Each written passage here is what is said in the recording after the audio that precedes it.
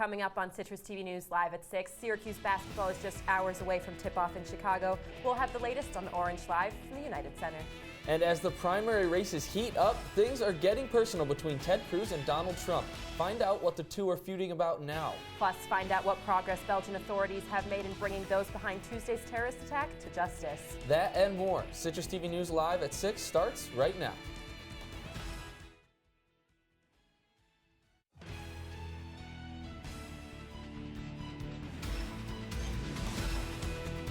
From the Citrus TV studios, this is Citrus TV News Live at 6, your campus news leader. Good evening and welcome to Citrus TV News Live at 6. I'm Monica Hammer. And I'm Josh Bazan, filling in for Michael Tricarico. The wait is almost over for Cuse basketball fans. That's our top story tonight.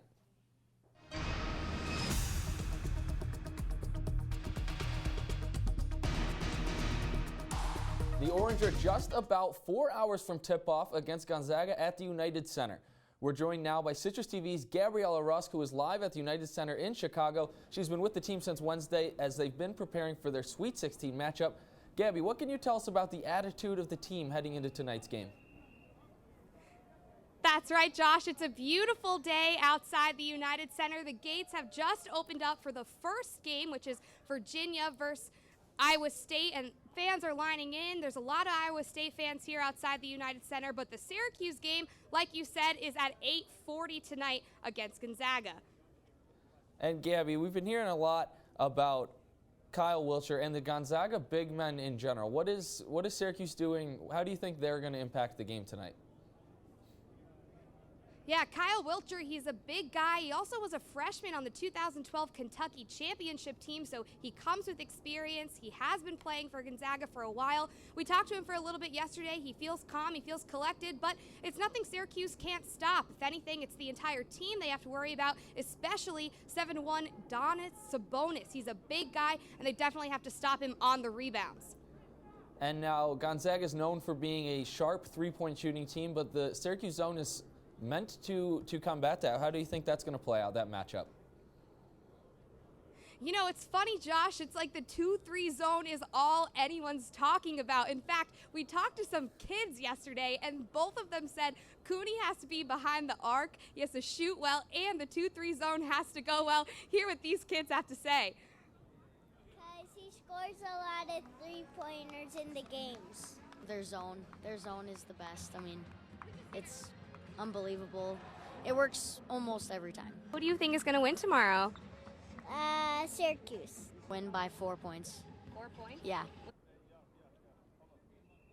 So 4 points, that's what they're calling it. It's going to be a close game, a 10 and 11 seed here in the United Center tonight. Again, tip-off is at 8:40. Be sure to follow Citrus TV Sports on Twitter and like us on Facebook for all of your pregame NCAA Sweet 16 March Madness updates.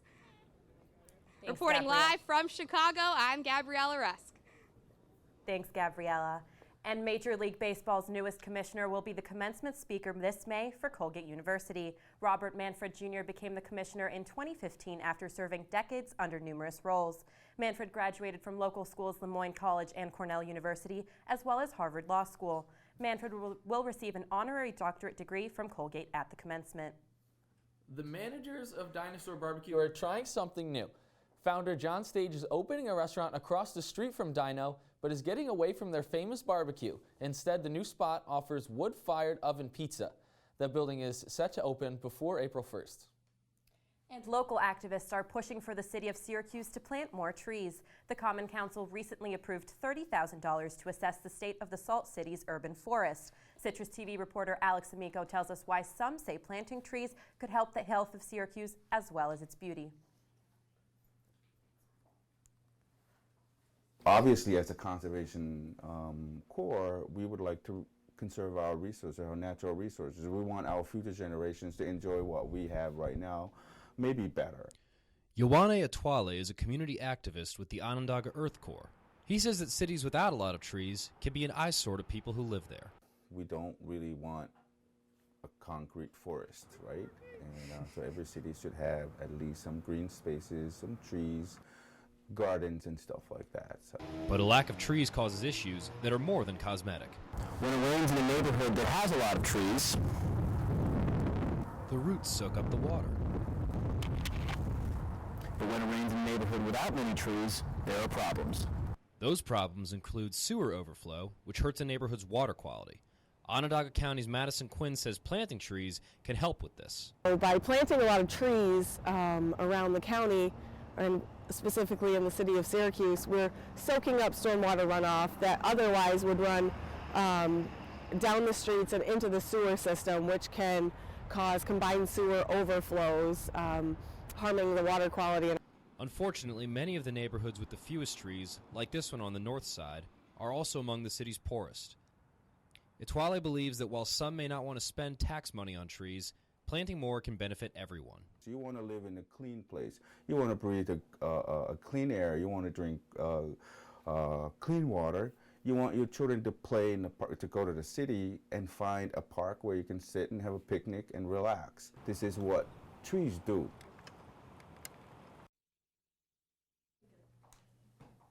After the break, the Secretary of State is in Brussels to pay respects to the victims of this week's bombings. And find out how French authorities may have stopped a potential terrorist. As you can see, it's awfully windy outside. There are a couple snowflakes coming down, but will this last throughout the weekend? Stay tuned to Citrus TV News live at 6 to see if your weekend forecast looks a little snowy or looks a little sunnier. Cleveland. I didn't even know that life could be any better than it was. Education for me has been a way to get away from the agony of what was normal life. I want to be able to impact the community, not just look back on where I came from, but to reach back to where I came from and pull some people up with me. My name is David, and I am your dividend.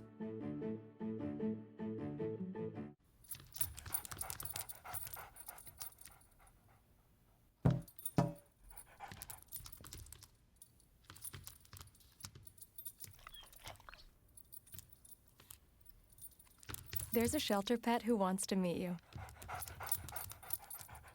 Meet one today. Visit theshelterpetproject.org. Adopt.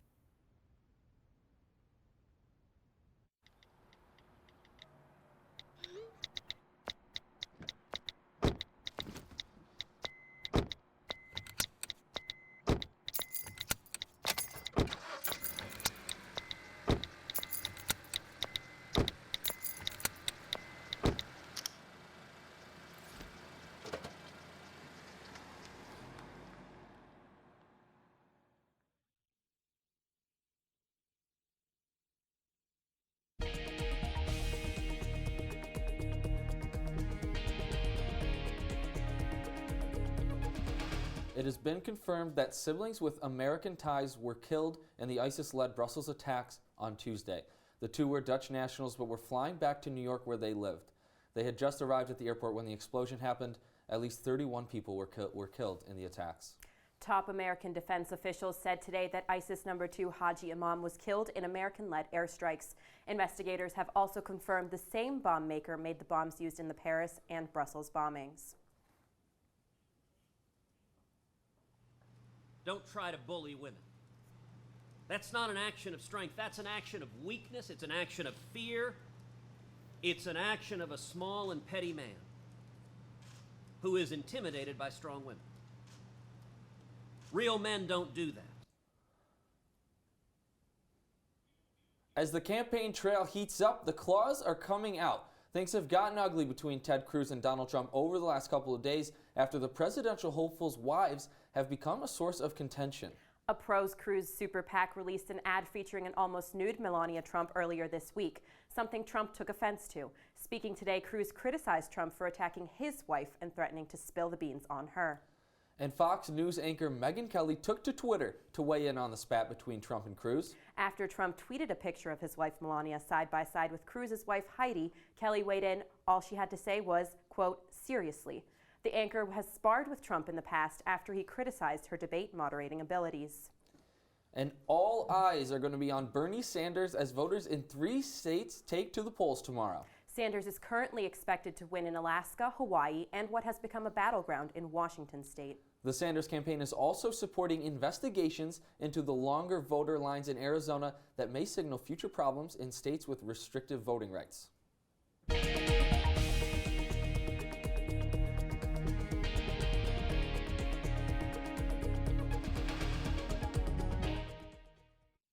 Secretary of State John Kerry flew to Belgium today to pay respects to those who died in the bombings earlier this week. Kerry met with Belgian officials while in the capital. He confirmed 2 Americans were killed in the bombings, a brother and sister from New York City. He also spoke on the bravery of the first responders to the attack. The United States stands firmly behind Belgium and with the nations of Europe in the face of this tragedy. We join you in thanking the very brave first responders who rushed to the scene on a moment's notice in order to care for the wounded and to save lives. French police have arrested a man linked to the terror attacks in Paris. Reda Croquet was arrested last night in a city just outside the capital. He was previously found guilty by a Belgian court and sentenced to 10 years in prison for connections to a jihadist network. He was convicted along with Abdelhamid Abaoud, the suspected ringleader of the Paris attacks last November that left 130 people dead.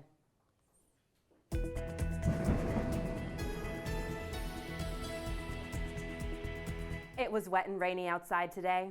Citrus TV weather anchor Nicole Dementry joins us now. Nicole, is it going to be rainy later tonight during the game? You know, when I was just outside a little earlier, it was even snowing. So as the temperatures drop, obviously the rain will turn into snow. Right now it's 34 degrees. With the wind being 12 miles per hour, it's going to feel more like 24 degrees. It's going to stay cloudy. We may see some showers late tonight, but it'll be clear all out until then. Now just current snow conditions. As you can see, for once, we are not covered with snow. It's winter in Syracuse. Well, actually now it's spring. Spring in Syracuse, we're not seeing any snow, although out in Colorado, they did get hit with snow. They had the largest day of power outages yesterday, which was horrible for over 300,000 homes.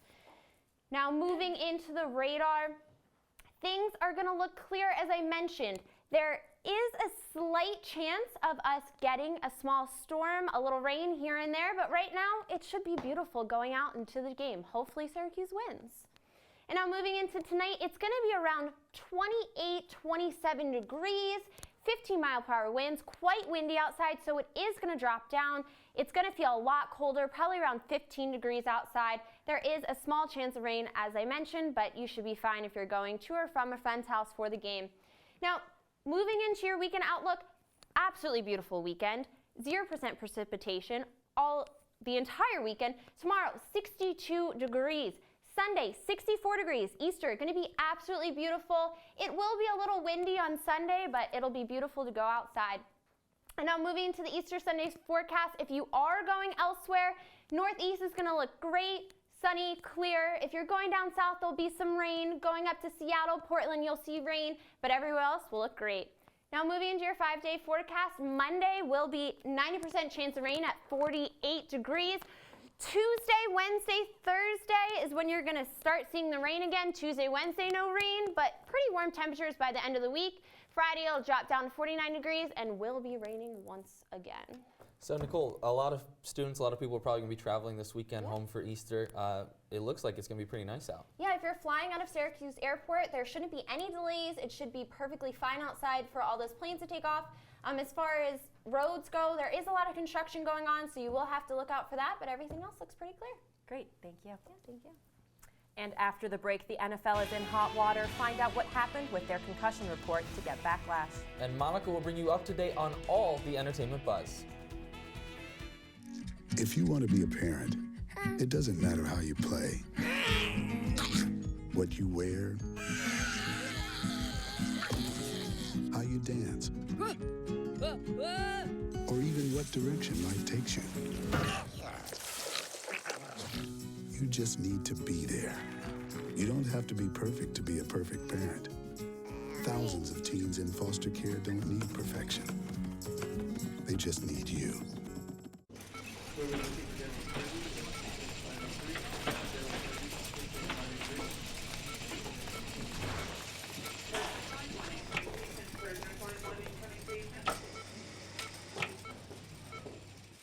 This new mom is struggling to get the skates just right. Now she's holding on for dear life. You don't have to be perfect to be a perfect parent.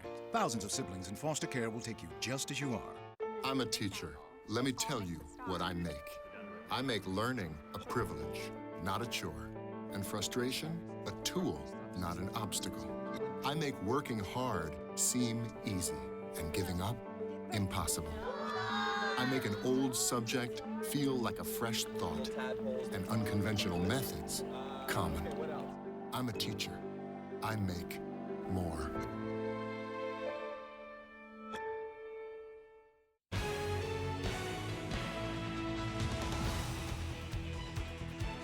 A study now shows that the NFL omitted at least 100 cases in their data of concussions from 1996 to 2001.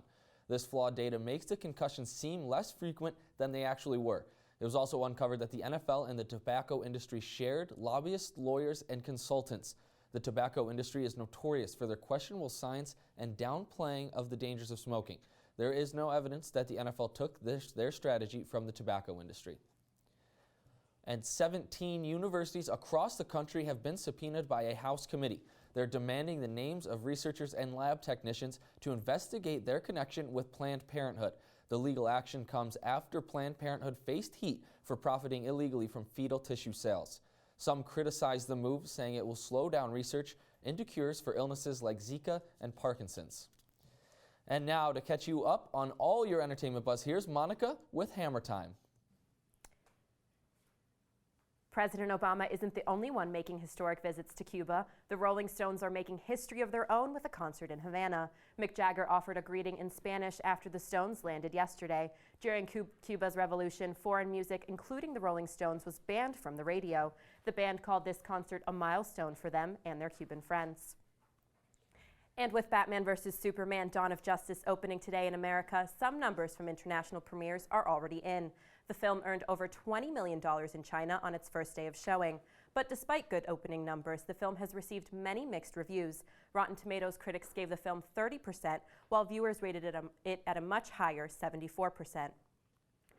And there are still unanswered questions regarding actress Brittany Murphy's death. Murphy died 6 years ago from pneumonia, but her father ran his own independent tests and found high levels of at least 10 metals, leading him to believe his daughter was poisoned. The coroner who ran the initial autopsy on Murphy said they never reopened the case because nothing pointed to poison in their test. Winners said they would need more evidence to reopen the case. And icon Madonna is facing backlash for posting illegal parking signs outside her property. City officials ordered the singer to remove the yellow paint and no parking sign she installed outside her Upper East Side home. Madonna responded to the order via Instagram, claiming she needed the signs to ensure that she can park on her driveway. Other neighbors have complained about her actions, claiming she, quote, feels like she owns the whole block. And now let's take it over to Matt Ryle with what's next in sports. Matt? Coming up in sports, basketball, and, well, more basketball. We'll take a look at both of tonight's men and women's Sweet 16 games, and we'll throw in a little bit of an SU lacrosse for you as well. That's all coming up right after the break. Stay with us. With a commanding 8-goal lead. The weekend, usually, is a time to relax and unwind from the pressures of work and school.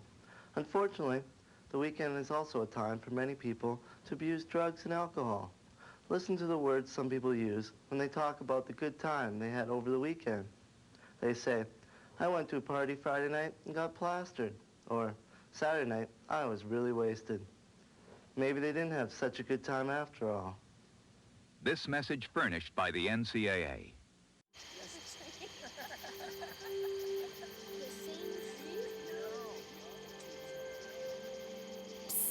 They're coming. Places, everybody. Light check. 1, 2, 1, 2. Everything looks good on our end. And lights. Come alive with the forest. Visit discovertheforest.org to find a forest near you.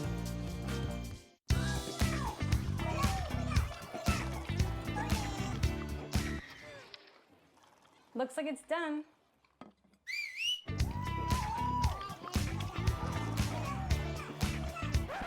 Don't let salmonella get funky with your chicken. On average, 1 in 6 Americans will get a foodborne illness this year. You can't see these microbes, but they might be there. So learn the right temperature to cook each type of meat. Keep your family safe at foodsafety.gov.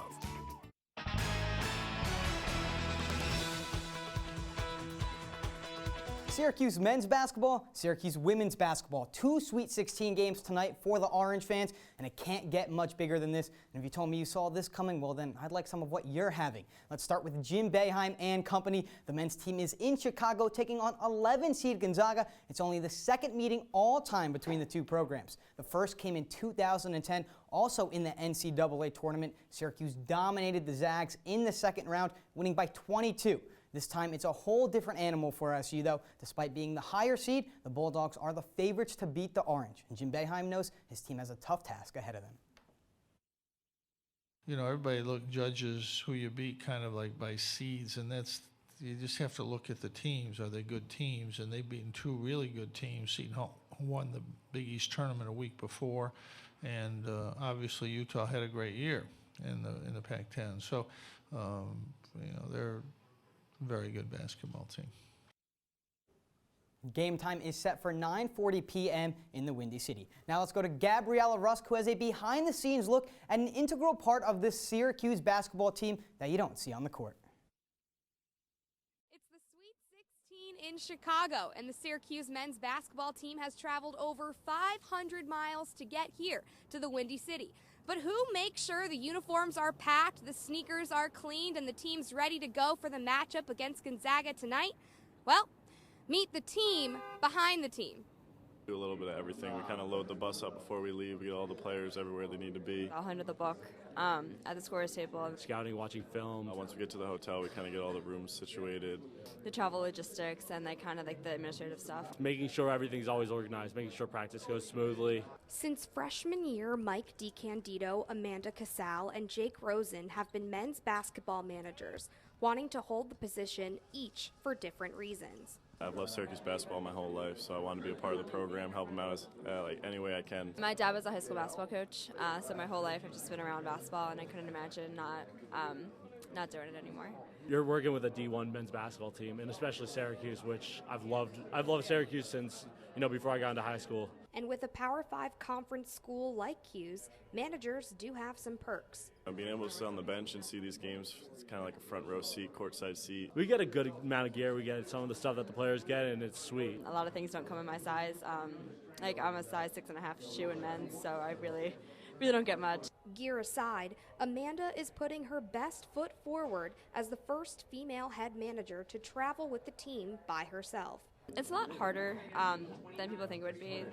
It's like things like having a hair tie or like a brush or like makeup remover. I always have to remember. But the rest of it, it's just like I'm a person. So everything's just like a little bit heavier, a little bit harder, but it's something that nobody can handle. All of the managers, like their predecessors, appreciate the experience. It's the greatest opportunity in the world, and traveling, being on the bench, having a courtside seat to every game is the coolest part.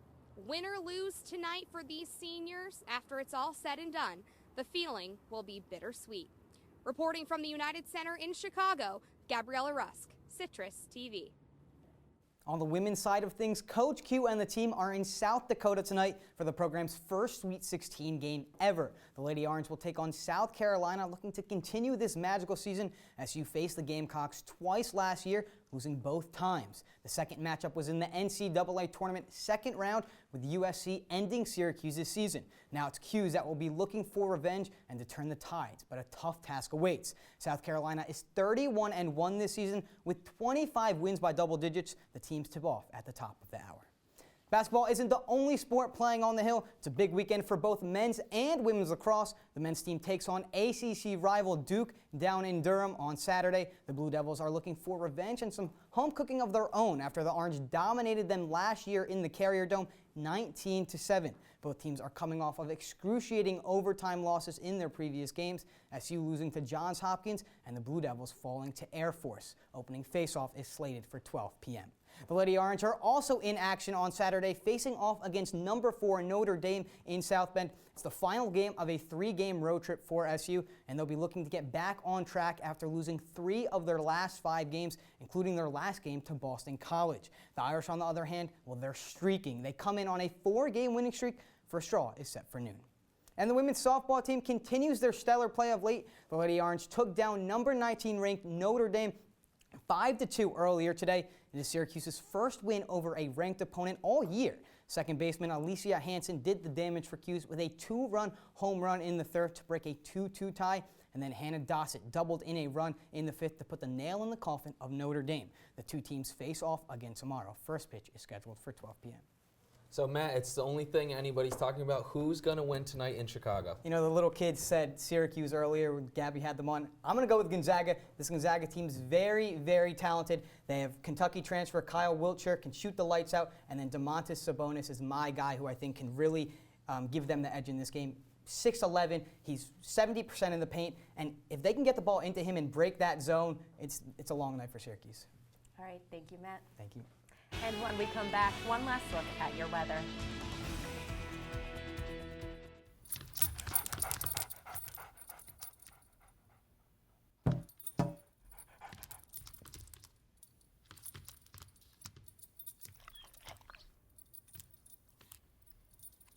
There's a shelter pet who wants to meet you. Meet one today. Visit theshelterpetproject.org. Adopt.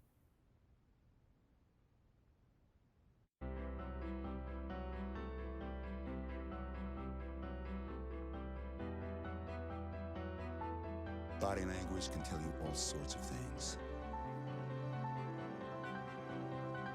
Like someone is having a stroke. Know the sudden signs. Learn fast. Face drooping, arm weakness, speech difficulty. Time to call 911 and get them to a hospital immediately. Learn the body language and spot a stroke fast. Thank you, dear. Well, you're very supple. Just like I was at your age.